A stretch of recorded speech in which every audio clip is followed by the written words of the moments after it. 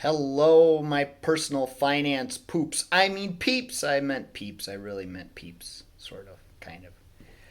Um, Hope you had a great weekend and you're ready to get back to work. We got to knock out 5 more days and then we got spring break. Woohoo! Get to stare at our four walls some more. Well. Speaking of four walls, earlier in the semester, we talked about the four walls, what to do if you are struggling financially. And we talked about making sure that you have your four walls taken care of. And that's what I mean by that is your basic needs. We have to focus on basic needs at a time like this when we're in crisis mode with our finances. Um, so your four walls are food. Get some food on the table. Pay for your groceries. Make sure you have money set aside to get food on the table. Wall number two is your lights. Make sure your utility bills are kept up to date and you're getting those paid for. Wall number three is your rent or mortgage. Now, in the current situation we're in, they've placed a 60-day moratorium on evictions and foreclosures. But if you're not paying your bills, you can bet that the banks and the landlords are going to be lined up at the courthouse doors with eviction notices and foreclosures if you don't get your bills paid. Those debts are not forgiven. They're just not allowed to evict you for 60 days. So wall number three is your rent and mortgage, and wall number four is transportation. You need to be able to get to work. So make sure you have something figured out so that you can get to your job, that you have transportation. So those are your four walls, your four basic needs, and those are the things that we need to pay right now above all else. Let all the other debtors or creditors scream at you, but you may not have the money right now.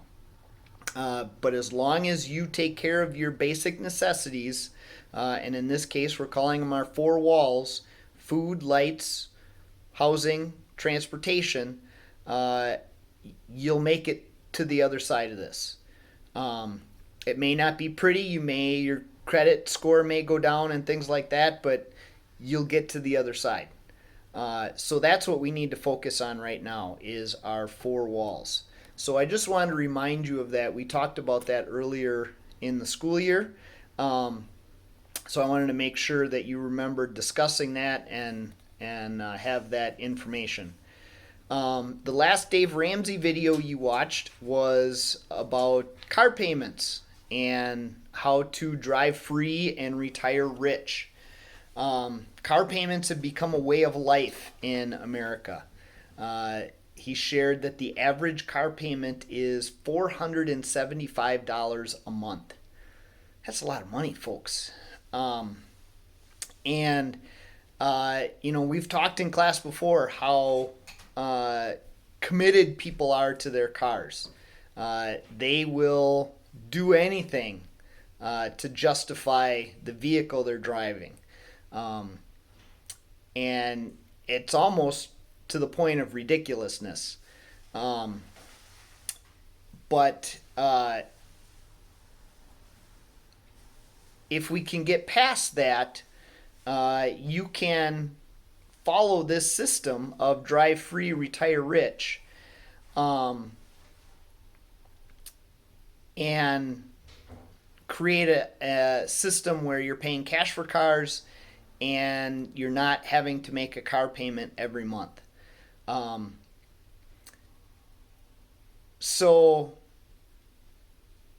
he gave the example in the video of buying a $26,000 car, and by the time you're done with the payments and the loan and the interest and all that, you end up paying $33,000 for the car, and by the time you end up paying $33,000 for the car, it's now worth about $6,000.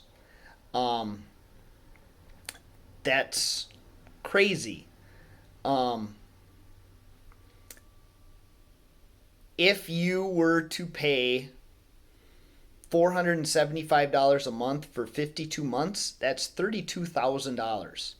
if you pay $475 a month over 10 years, that's over $100,000 in car payments. Um,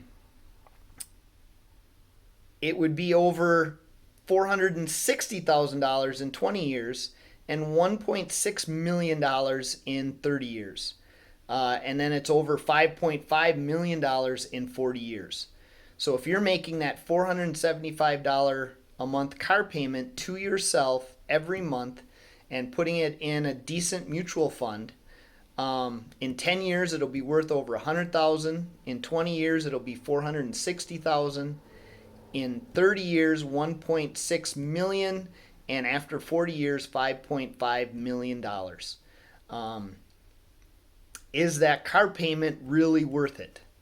Do you really want to not have $5.5 million in the bank so that you can drive a car that you can't really afford anyways?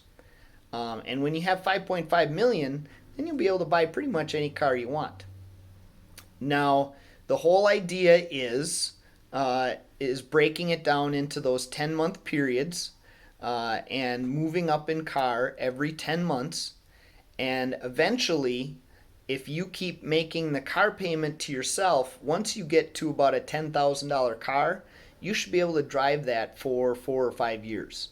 And during that 4 or 5 years, you're making that car payment to yourself in a mutual fund and letting it grow. And eventually, if you do this, you'll end up with over $33,000 in the mutual fund. If you withdraw $20,000 of that mutual fund to buy a car and leave 13 in there, 5 years later, that 13 will become 20 again, and then or become 33 again. And if you keep doing that, you don't have to continue to put the $475 a month into the mutual fund. It will just replenish itself every 5 years. And you can draw what you need off the top. The 13, I think I said it wrong before. You draw the $12,000, $13,000 off the top and buy a vehicle with that and leave $20,000 in there. In another 5-6 years, when you need another vehicle, it's back up to $33,000 or so. You pull off $12,000 and you can buy another vehicle, leave $20,000 in, and it will keep growing. And then you can start making that $475 a month payment to yourself every month, put it in a mutual fund, let it grow, and retire very, very wealthy. So that's the whole plan. I hope you watched it. I hope you watched it twice because it made so much sense to you. Now you're going to do a worksheet on the Drive Free plan. I have a link for you of the worksheet and how to do the worksheet. So make sure you watch that link, and then you can do the worksheet and submit it. There's no Dave Ramsey video to watch today. I'm just going to have you watch my video and do the worksheet. So hopefully you're able to follow those directions and get your worksheet submitted. And that's all you need to do for Monday, March 30th. So hope you guys have a great day. I will be at my computer all day if you have any questions. So feel free to shoot me a note or a message. We can always connect on Google Meet and do things that way. So just let me know if you need any help. Hope you guys are having a great day, and I'll see you tomorrow.